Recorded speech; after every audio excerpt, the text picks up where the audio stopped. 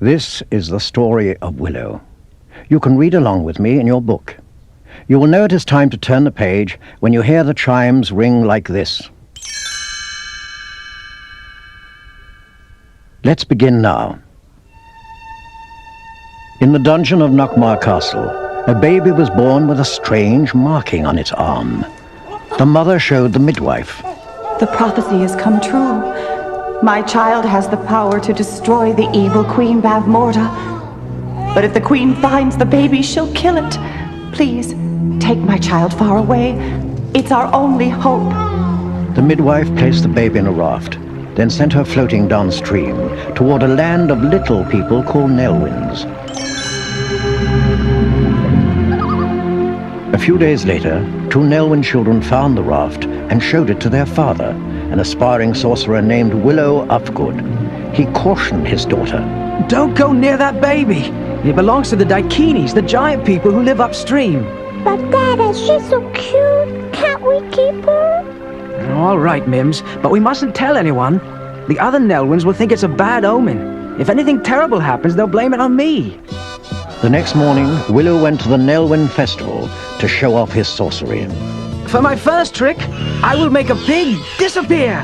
He swirled his cloak, and the animal vanished. Seconds later, it came leaping out of a hidden pocket. The people started to leave. Wait! Come back! I have better tricks! Suddenly, Willow saw a ferocious dog-like creature tear through the crowd. It ran from hut to hut, tossing cradles and cribs aside. A death dog! It's searching for the Daikini baby! Willow raced home and grabbed the child, then rushed to the village sorcerer. Hi, Aldwin. We found this baby in the river. I should have brought her to you sooner. The wise man rattled some magical objects in his hands. The bones have spoken.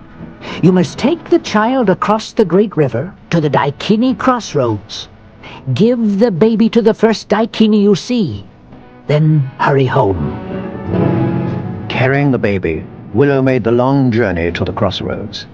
This place is deserted, except for that strange-looking cage hanging from a scaffold. I wonder what's in it. Standing on tiptoe, he could only make out a heap of dirty rags. Suddenly, the rags moved. An arm reached out and yanked Willow into the air. From inside the cage, a Daikini man glared at him. Get me out of here, or die! I will!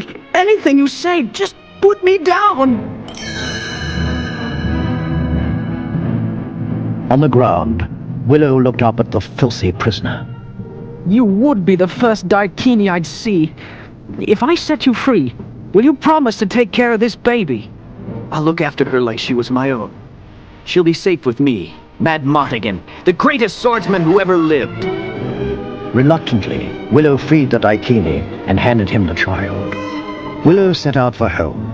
He hadn't gone far when he saw an eagle being ridden by a tiny creature called a brownie. Willow couldn't believe what he saw in the bird's claws.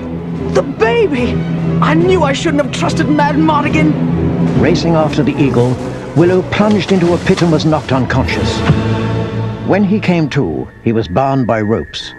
Two brownies peered at him through the grass. The hatless one grinned. This is Rule, and I am Frangine, king of the world.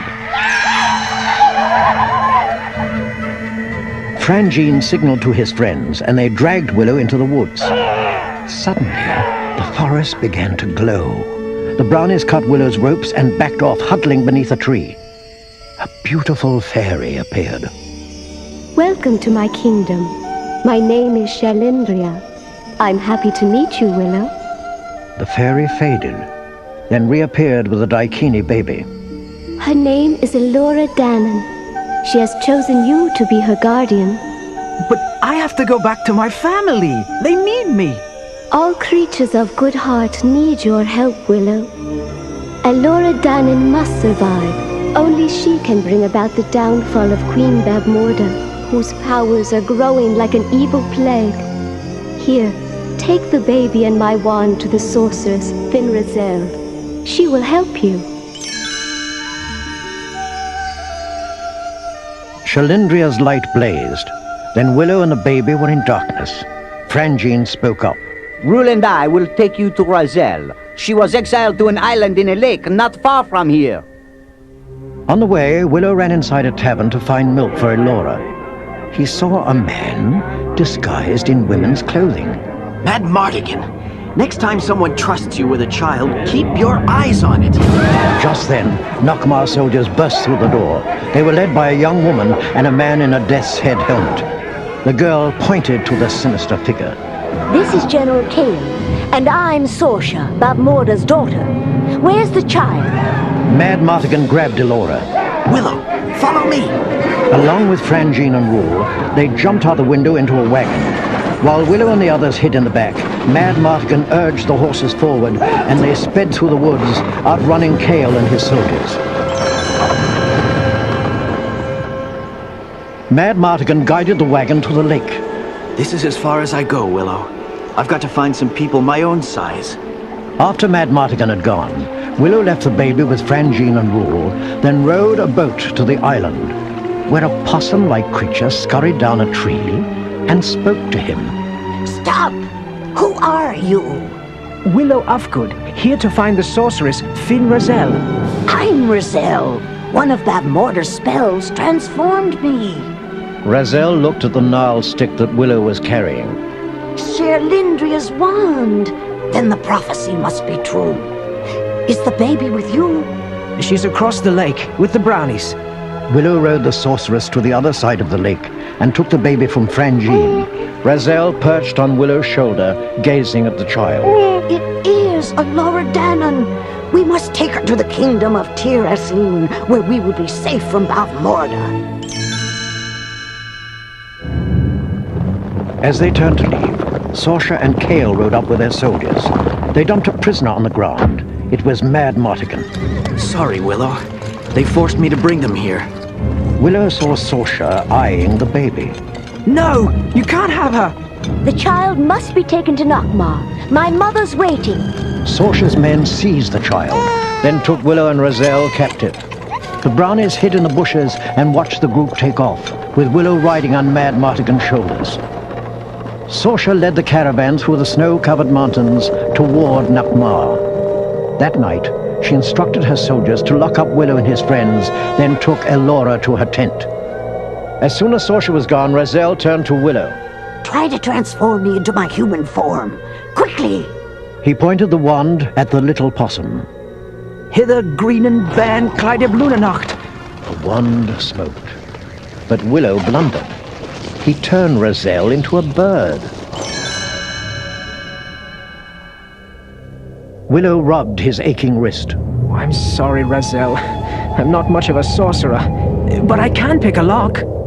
He freed himself and Mad Mardigan, and the two of them hurried to the tent where Sorsha slept. As Mad Mardigan tiptoed toward the baby, Willow kept watch at the door. Suddenly he saw Sorsha open her eyes. Mad Mardigan, look out! As Sorsha lunged, Willow grabbed Elora and dashed outside. A second later, Mad Mardigan appeared, holding Sorsha hostage.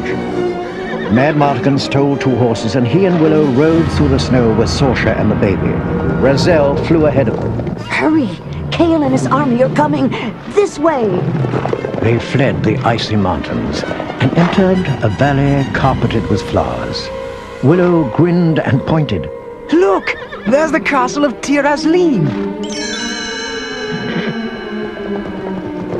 As they galloped up the hill and into the castle, Mad Mardigan's smile faded. All the people are frozen in crystal. They won't be able to help us. Willow wandered over to the largest statue, and Razel landed on top of it. Sorsha hurried over. It's my father, the king. My mother told me he died years ago. This is her doing. Just then the Nockmaar soldiers stormed the castle. Sorsha turned against them, vowing to defend her father's kingdom. Mad Mardigan used his sword to fend off a dozen Nockmaar soldiers. Clutching the baby, Willow watched from the drawbridge.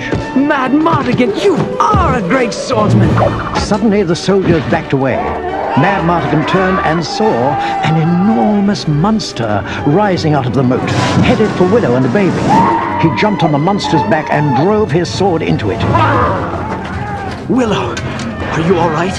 Yes, but Kale took Elora. He's taking her to Bavmorda.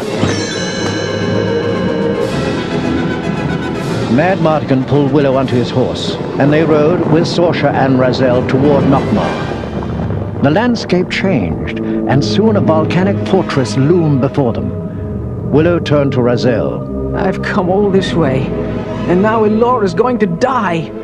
Not if you find the strength to transform me. He concentrated, and Razel turned into a grotesque, half-formed creature. Don't give up, Willow. She became a deer. Then, at last, an elderly, once beautiful woman. Razel turned to Mad Mardigan. Sorsha will take Willow and me into the fortress. Keep a lookout for the soldiers. Inside the Queen's Tower, Razel faced Bavmorda. I won't let you kill that child. Elora must triumph. I've already started the ritual. You can't stop me. Bavmorda waved her arm, and lightning shot through an opening in the roof. With her powerful magic, she trapped Razel and Sorsha against the wall. Willow ran to Elora and grabbed her. Bavmorda turned to Willow. Who are you? I'm a great sorcerer, more powerful than you. The wicked queen grinned. Now you will see how strong I am. Place the child on the altar. No! Willow whipped his cape around, and the baby disappeared. Bavmorda flew into a rage and summoned another bolt of lightning, but this time it struck the evil queen herself. She burst into flame, then shriveled into a pile of ash. Razel revived.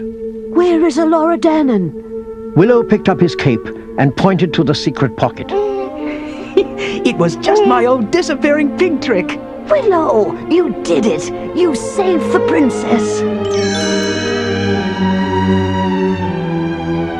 The next day, Razel presented him with a sacred book of magic and sent him home on a white pony. As Willow rode into the Nelwyn village, the joyous people mobbed their hero. The High Old Wind beamed. We're proud of you, Willow. You've become a true sorcerer, and you learned the most important lesson of all. The power of magic lies within you.